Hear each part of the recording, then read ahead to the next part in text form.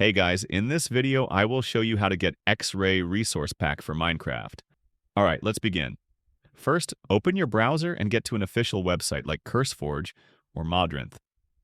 Search for XRAY Ultimate Resource Pack and open the pack page. From here, select the game version and choose Minecraft version 1.2.1.11. You may see a snapshot version, but it works perfectly with the full release. Make sure the correct version is selected, then download the file. It will download as a zip file. Do not unzip it.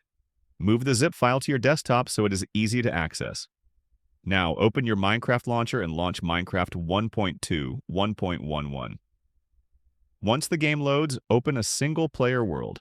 Using XRAY on multiplayer servers can result in bans unless you own the server or are the admin. Inside the world, press Escape, go to Options, then Resource Packs.